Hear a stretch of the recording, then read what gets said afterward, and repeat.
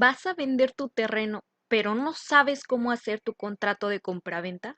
Yo te ayudo. En este video te voy a enseñar cómo hacer un contrato de compraventa paso a paso. Y sin más tiempo que perder, vámonos a realizar nuestro contrato.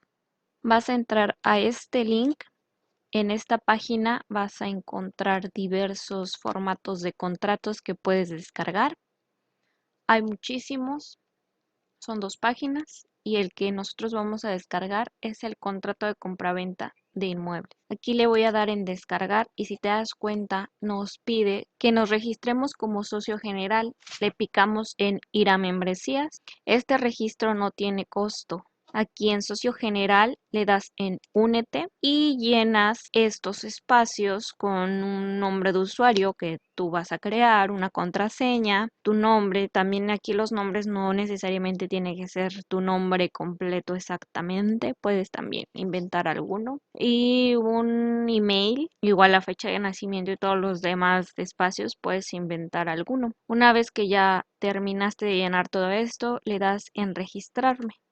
Y ya si te das cuenta en detalles de pago te aparecen cero. Entonces ya una vez que ya te hayas registrado, ya vas a poder descargar este contrato. Yo ya lo tengo descargado, te lo voy a mostrar. Vamos a abrirlo. Cuando se abra el formato que descargaste te va a aparecer algo así. El primer párrafo es una nota de la página. Algunas aclaraciones de cómo debes usar estos formatos y si te das cuenta, aquí te dice, se recomienda a los usuarios busquen asesoría jurídica con la finalidad de que el presente contrato pueda ser ajustado. Esto es importante, ¿por qué? Porque el contrato no siempre está correcto y ahorita te vas a dar cuenta por qué. Yo previamente ya había llenado un contrato, ya lo había corregido. Entonces vamos a abrir los dos para que te vaya explicando de qué se trata. Bueno, primero que nada, este que está subrayado con amarillo es el formato ya modificado y tomé como a base el que acabamos de descargar. Si te das cuenta, eliminé esta primera parte de la nota importante, esta parte.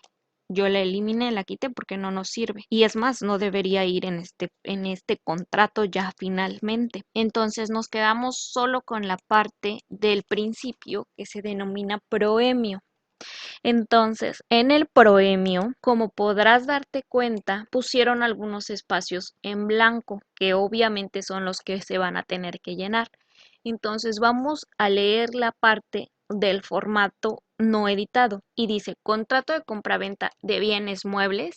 Aquí hay un error, son bienes inmuebles. ¿Te das cuenta? Aquí ya lo corregimos, bienes inmuebles, porque recuerda que los bienes muebles son todos aquellos objetos que se pueden vender y que son trasladables, o sea, que tú puedes llevar de un lugar a otro, por ejemplo, un coche, un celular, una computadora. Y los bienes inmuebles son aquellas cosas que se pueden vender pero que tú no puedes trasladar de un lugar a otro, por ejemplo, una casa. En este caso vamos a hacer una compraventa de bienes inmuebles. Entonces, de principio cambiamos el nombre en lugar de bienes muebles, son bienes inmuebles. Y continuamos, que celebran por una parte, y aquí viene nuestro primer espacio a rellenar y dice, inserte denominación social o nombre del vendedor. Cuando la persona que te vende es una persona física, o sea, una persona, vas a poner su nombre completo. Y por el otro lado, si es una empresa que también se le llama persona moral, vas a poner el nombre completo de la empresa. El nombre completo en términos legales se llama denominación o razón social,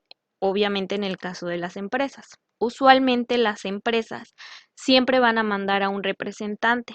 También puede suceder el caso que una persona física mande a un representante para realizar este acto de la compraventa. En caso de que la persona tenga un representante, aquí nos dice, vamos a poner la siguiente parte representada en este acto por y ya insertamos el nombre del representante legal del vendedor. Todo esto va a ser lo que se va a rellenar. Entonces, como en nuestro caso, vamos a tomar un ejemplo muy común, que es lo que casi siempre sucede, que son las compraventas entre dos personas. Entonces vamos a quitar todo esto y solamente vamos a escribir el nombre. Entonces vemos que queda que celebran por una parte Juanito Pérez, el vendedor, y por la otra Pedro López López. Aquí, ¿qué pasa? La otra parte es lo mismo, el mismo caso que la primera, lo mismo que mencionamos en el caso del vendedor, es el mismo caso para el comprador. Entonces quitamos también toda la parte que hay que rellenar, la eliminamos de nuestro formato para que quede claro y solamente le dejamos el nombre del comprador. Entonces, si te das cuenta, en nuestro contrato agregamos algo. Esto no viene en el formato base. ¿Por qué?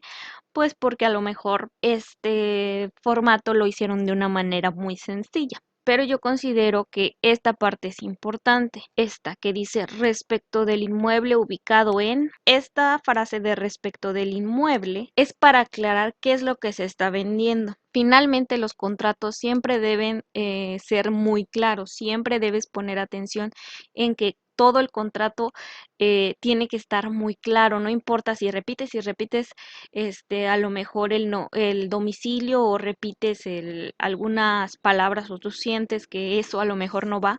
Todos los detalles que tú puedas poner en tu contrato siempre te van a ayudar. Entonces, nuestro proemio quedaría finalmente así. Contrato de compraventa de bienes inmuebles que celebran por una parte Juanito Pérez Pérez, el vendedor, y por la otra parte Pedro López López, el comprador, respecto del inmueble ubicado en calle Paseo de las Flores, número 5, Colonia Jardines, municipio de Yecapixtla, Morelos. Vamos a poner este domicilio, es ficticio, obviamente no existe, de conformidad con las siguientes declaraciones y cláusulas. Todo lo que está en amarillo va a ser lo que se va a cambiar, va a ser un formato de contrato que nosotros estamos creando basándonos en uno previo. Entonces, ya vamos a continuar con las declaraciones. Y bueno, empecemos con la primera declaración, que es del vendedor. Declara el vendedor ser una sociedad mercantil mexicana. Obviamente, esto va a cambiar porque es una persona física, es una persona la que le está vendiendo a la otra. Entonces, esta parte va a cambiar. Con domicilio ubicado en, y aquí viene el espacio para rellenar. Registro Federal de Contribuyentes. Acuérdate que entre más detallado está el contrato, es mejor. Y tener como objeto social, entre otros, y aquí se describen las actividades del vendedor. Entonces, esta parte, pues, a nosotros no nos serviría porque no, el vendedor no es una empresa, sino una persona física. Pero si te das cuenta, nos está mandando a la nota al pie de página que dice lo siguiente. En caso que el vendedor sea una persona física, como es nuestro caso, insertar la siguiente declaración. Ser una persona física de nacionalidad. ¿Qué nacionalidad es? Se va a insertar la nacionalidad del vendedor, de sexo. Esto también es opcional. Con fecha de nacimiento, también a rellenar la fecha de nacimiento, estado civil y clave única de registro de población, CURP, y el Registro Federal de Contribuyentes, RFC, cuya actividad profesional consiste en, y van a describir a qué se dedica. Nuestra declaración, inciso A, nos quedaría de la siguiente manera. Declara el vendedor ser una persona física de nacionalidad mexicana, soltero. Esta parte se la agregamos. Es importante, ¿por qué? Porque acuérdate que también importa mucho el régimen bajo el cual esté casado, en el caso de que sí tenga un cónyuge. Entonces, quedaría ser una persona física de nacionalidad mexicana, soltero con domicilio ubicado en calle Paseo de las Flores, número 5, Colonia Jardines, municipio de Yecapixtla, Morelos, con clave única de registro de población y ponemos su CURP con registro federal de contribuyentes, también ponemos su RFC y tener como ocupación agricultor. Y la declaración inciso B dice ser legítimo propietario de los activos que se detallan en el documento. Este inciso va a cambiar. ¿Por qué? Porque esta palabra de los activos se refiere a los bienes muebles. Entonces no es una palabra muy común y la finalidad de este contrato es que sea lo más entendible para todas las personas en general, independientemente si tienen algún conocimiento o no en este tipo de actos. Entonces, va a quedar de la siguiente manera este inciso: es ser legítimo propietario del inmueble que se detalla en el documento que se acompaña al presente contrato como anexo A, el inmueble ubicado en, acreditando la propiedad del mismo con la escritura pública número 5 ante notario público número 1 de esta ciudad, la cual se anexa al presente. Entonces, este inciso es un poco complicado, pero es importante que escuches esta explicación. Aquí el vendedor está declarando que efectivamente es propietario del inmueble que está vendiendo, y este hecho de que sea propietario lo tiene que comprobar. Acuérdate que papelito habla. Entonces, por eso va a anexar, como se menciona aquí, con el anexo A, la escritura pública que refiere al inmueble, a la casa que se está vendiendo. Entonces, aquí se va a poner el inmueble ubicado en, se va a proporcionar la dirección del inmueble o de la casa, terreno o lo que se vaya a vender. Entonces, esto es lo que va a cambiar en cualquier formato que tú realices con tus propios datos. La escritura pública, vas a checar en tu escritura, en la portada dice el número de escritura pública. En este caso ponemos el ejemplo que es la escritura número 5. También va a haber una parte en tu escritura pública, en la portada, que va a decir qué notario es, qué notario hizo esa escritura. Entonces aquí también un dato ficticio ante notario público número 1 es lo que nosotros estamos poniendo. Acuérdate que lo de amarillo es lo que vas a cambiar con los datos que tú tengas. Y ya quedaría nuestro inciso B. El inciso C se va a quedar casi igual. Si te das cuenta, en el formato base en el que descargamos, dice que puede disponer libremente de los activos, los cuales se encuentran libres de gravámenes o limitaciones de dominio y no se encuentran ofrecidos ni comprometidos para su venta con terceros. Lo único que se va a cambiar ahí es la parte que dice de los activos. En lugar de decir los activos, vamos a poner el inmueble. Entonces quedaría de la siguiente manera: que puede disponer libremente del inmueble, el cual se encuentra libre de gravámenes o limitaciones de dominio y no se encuentra ofrecido ni comprometido para su venta con terceros. ¿Qué significa libre de gravámenes o limitaciones de dominio? Gravámenes son los pagos que se hacen respecto del inmueble, por ejemplo, el predial. O sea, no tiene deudas, por decirlo de otra forma. Limitaciones de dominio quiere decir que no esté invadido. Entonces, aquí en el inciso C, el vendedor va a declarar que el inmueble que él está vendiendo está libre de deudas y no se encuentra invadido, y tampoco ofrecido o comprometido para venta. Acuérdense que hay contratos de promesa de compraventa. En este caso, con este inciso está declarando que este inmueble no está comprometido a venderse a otra persona. Ahora, aquí eliminamos los dos últimos incisos porque en el caso que nosotros estamos tratando de una venta de un bien inmueble, no nos sirven, y nos quedaría de la siguiente manera: que el inmueble se encuentra en adecuadas condiciones para habitarlo, tomando en cuenta el deterioro normal por su uso y el causado por el transcurso del tiempo. Si te das cuenta, nos basamos en la del formato que descargamos, pero queda un poquito ya más adecuada al contrato que nosotros estamos haciendo. Ahora, sigue la declaración del comprador. El inciso A declara el comprador ser una sociedad mercantil. Estamos leyendo el contrato que descargamos. Ser una sociedad mercantil mexicana con domicilio ubicado en, inserta el dominio, y es casi lo mismo que en las declaraciones del comprador. Es la misma explicación respecto a lo que te había comentado de sociedad mercantil y del RFC y el domicilio. Entonces ya nos quedaría de la siguiente manera: declara el comprador ser una persona física de nacionalidad mexicana, casado por régimen de separación de bienes, con domicilio ubicado en la calle de la Amargura, número 10, Colonia Feliz, municipio de Pixtla, Morelos. Este domicilio es ficticio, con clave única de registro de población. También yo puse SSS, pero pues es ficticio, y aquí ya nada más es rellenar la CURP. con Registro Federal de Contribuyentes, igual también, solamente rellenar el RFC y tener como profesión profesor de primaria. Entonces, aquí una diferencia es el que estamos mencionando, el régimen bajo el cual está casado. ¿Por qué? Porque acuérdate que en un litigio o en una pelea por este bien inmueble o por el cumplimiento del contrato, en dado caso de que quieran invalidarlo, es muy importante saber bajo qué régimen está casada la persona y si está casada, obviamente. Acuérdate que entre más detalles, entre más información que tengas sobre la persona que te está vendiendo o que te está comprando, es mejor porque así se te facilitan más las cosas en un futuro.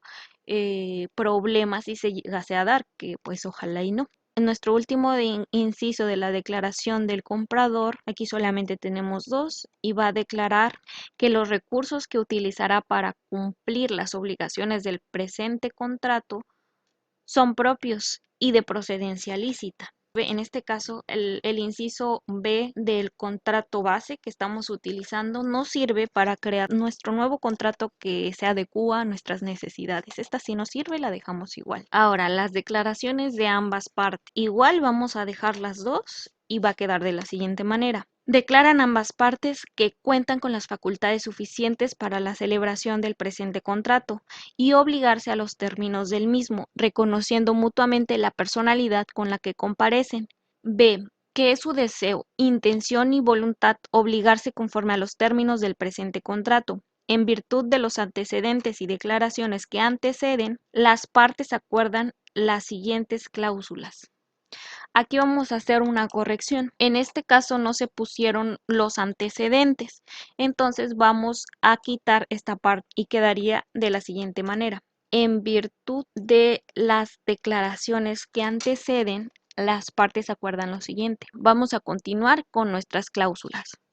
Nuestra cláusula primera se refiere al objeto y quedaría igual que nuestro contrato que descargamos. Quedaría de la siguiente manera. Por medio del presente, el vendedor vende al comprador, quien adquiere para sí, sin condición o modalidad alguna, el inmueble descrito en el documento que se acompaña al presente contrato como anexo A, en el estado en que se encuentra al momento de celebrar este contrato.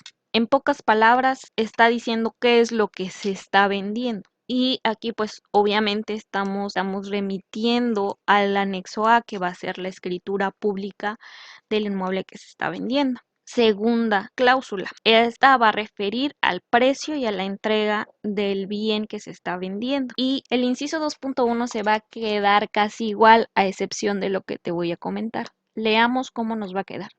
El precio total que pagará el comprador al vendedor por la compra y adquisición del inmueble objeto del presente contrato es la cantidad total de 100,000 pesos en número y en letra.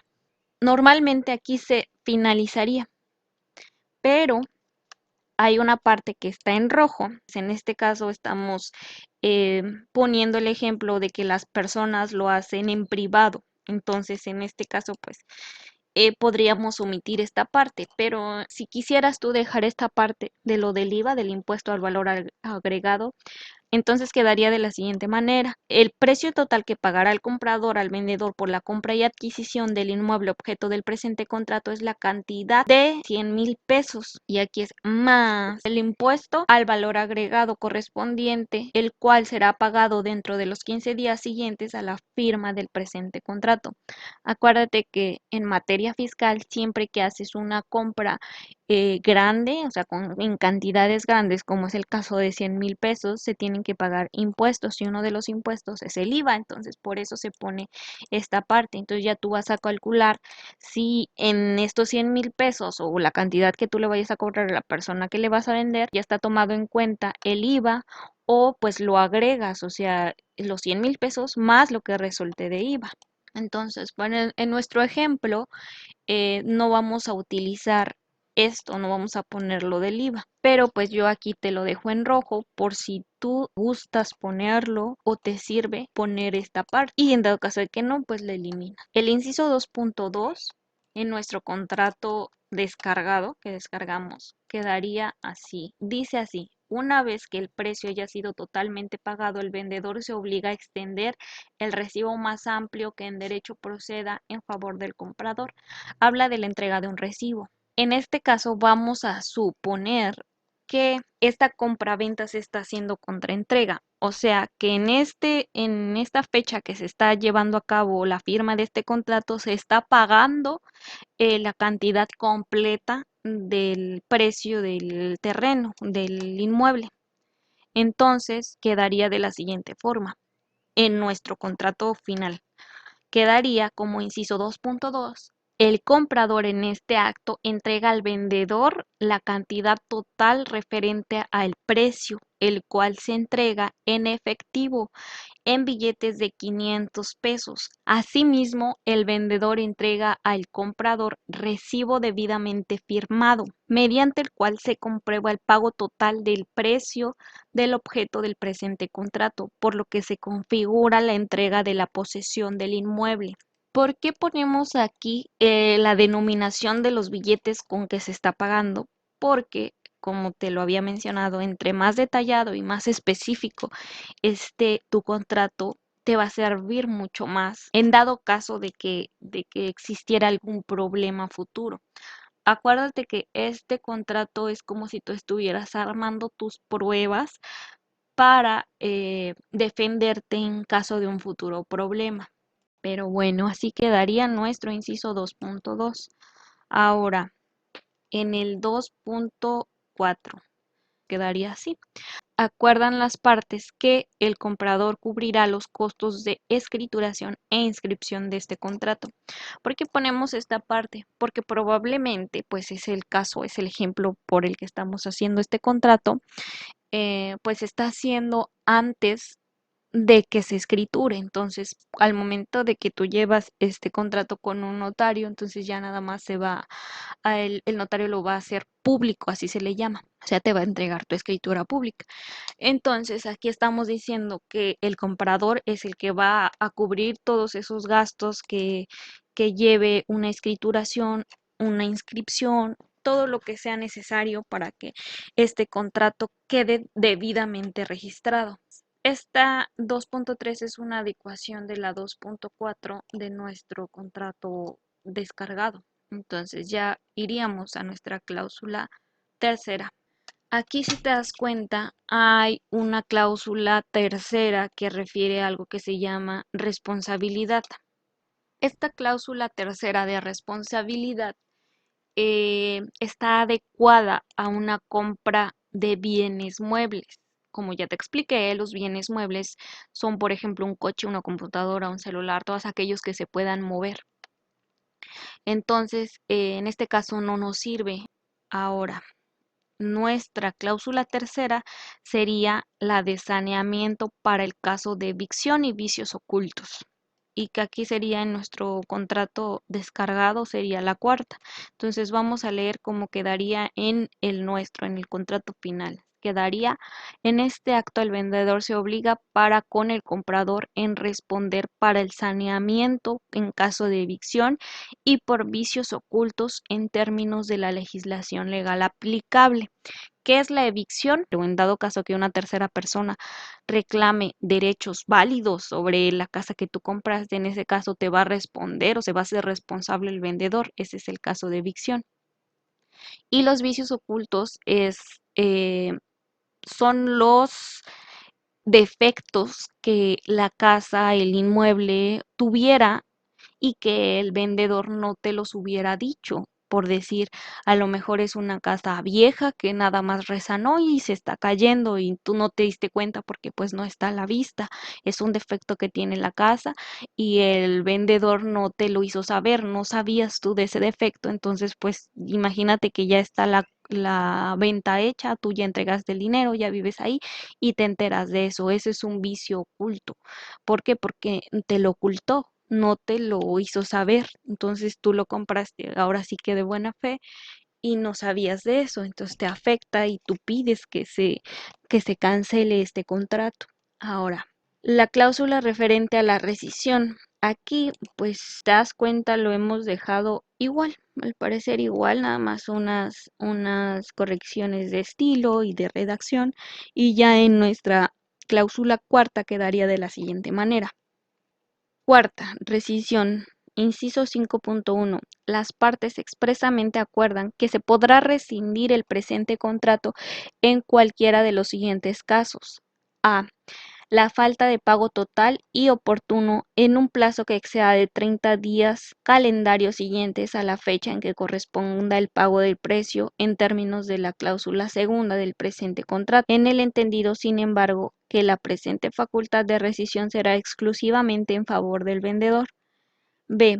En caso que cualquier declaración realizada por el comprador o vendedor bajo este contrato fuera incompleta, imprecisa o deje de estar en conformidad con los eventos reales y actuales. Aquí pues en relación con lo del pago, pues ya se hizo el pago, en nuestro ejemplo ya se hizo el pago, pero pues es una cláusula que vamos a dejar como de formato, así lo vamos a dejar.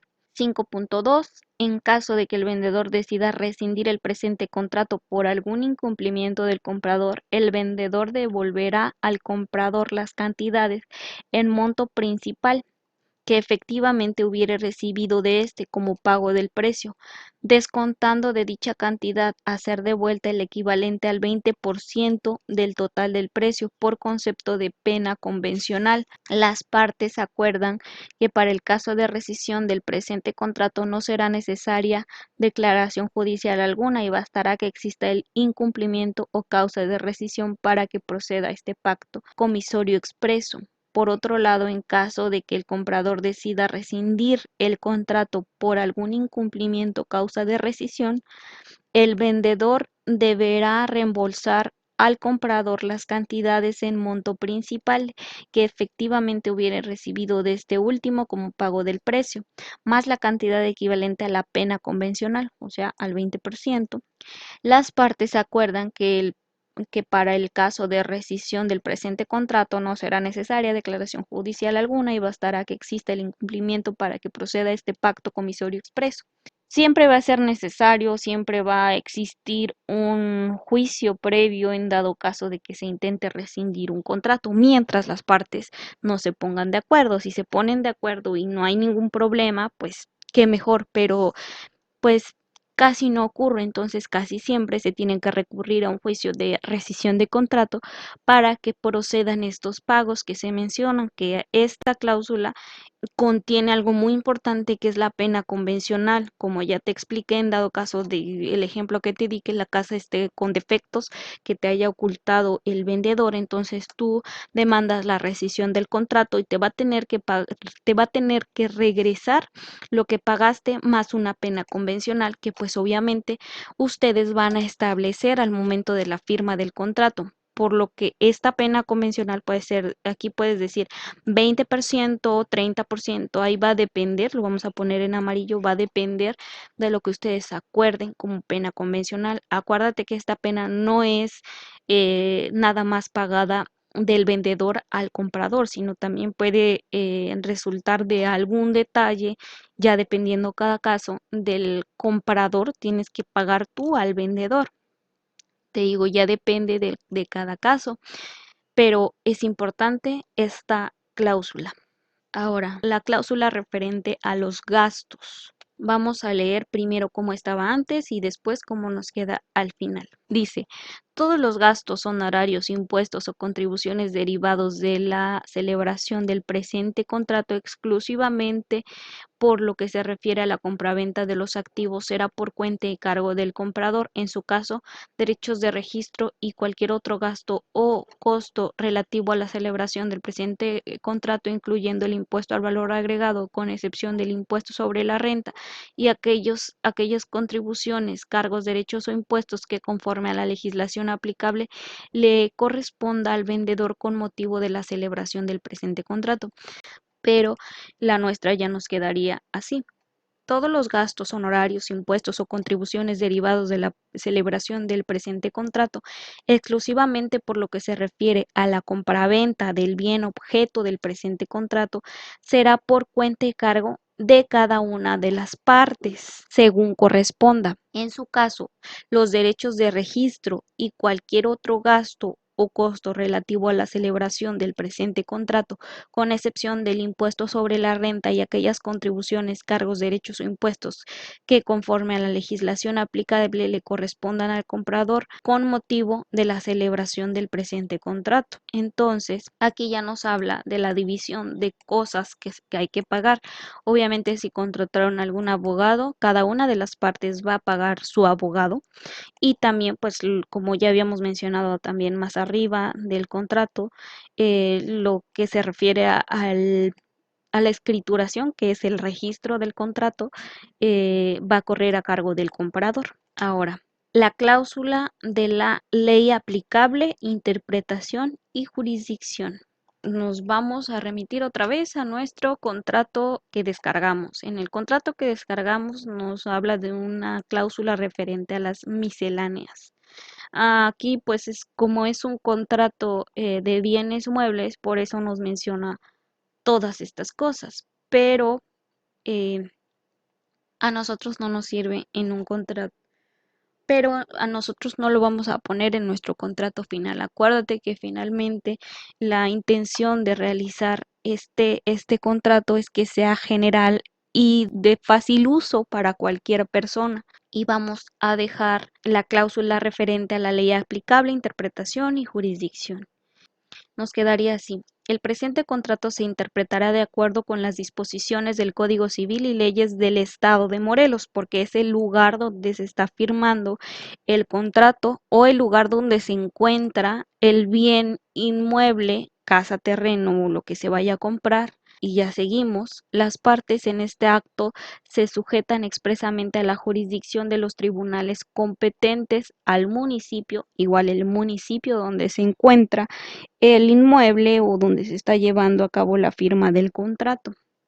Los tribunales competentes del municipio de Yecapixtla, Morelos, en donde se pretenda resolver cualquier controversia y renuncian a cualquier otro foro que pudiera corresponderles por cualquier otra razón, incluyendo sin limitar sus domicilios actuales o futuros. En resumen, esta cláusula se refiere a que si hay futuros problemas de que se quiera rescindir, o sea, cancelar el contrato o hubiera algún problema con este contrato, se va a llevar el juicio o la resolución del problema se va a llevar en tribunales del estado de Morelos y que correspondan al municipio de Yecapixtla, Morelos. Eso nos está diciendo. Por último, leído que lo fue íntegramente el presente contrato, el vendedor y el comprador lo firman de conformidad en fecha y aquí en este caso 20 de julio de 2021. Y aquí vamos a agregar algo que no tenía el contrato que descargamos, que es el nombre de los testigos. Si te das cuenta aquí obviamente ya nos menciona que es el vendedor y el comprador, pero esto es importante. Siempre en cualquier contrato que hagas, pon dos testigos, que son dos personas que te firmen ese contrato como testigos. En este caso nosotros pusimos como testigo 1 a María Sánchez Sánchez y como testigo 2 a Sandra Martínez Martínez. Y así quedaría nuestro contrato. Ahora, los anexos. Acuérdate que en el contrato nos referimos al anexo A. El anexo A va a ser la escritura pública que compruebe la propiedad del inmueble que se está vendiendo, obviamente, ya sea una casa o un terreno o lo que se esté vendiendo, que sea un inmueble. Ahora, como anexo B, se va a adjuntar copia simple de las identificaciones de las personas que firman el contrato, también de los testigos y así también sus comprobantes de domicilio. Y es importante para rastrear a las personas en caso de futuros problemas. Por eso se anexan las identificaciones, además de que al momento de tu anexar identificaciones también estás comprobando que efectivamente no se está haciendo a lo mejor un robo de identidad o que está falsificando su nombre. sea, finalmente esto, acuérdate que son respaldos y pruebas que te van a ayudar si existe algún futuro problema. Espero que este video te haya sido de mucha utilidad y ahora sí puedas hacer un contrato de compraventa privado y no simplemente una venta a la palabra, porque es muy importante que tengas pruebas y un documento que especifique qué es lo que se vendió. Recuerda que es mejor evitar problemas futuros. Así que si tú tienes un conocido que vaya a vender su terreno o su casa, mándale este video. O si tú mismo planeas vender tu propiedad y tienes algunas dudas, no olvides dejármela en los comentarios y yo con mucho gusto te lo voy a resolver.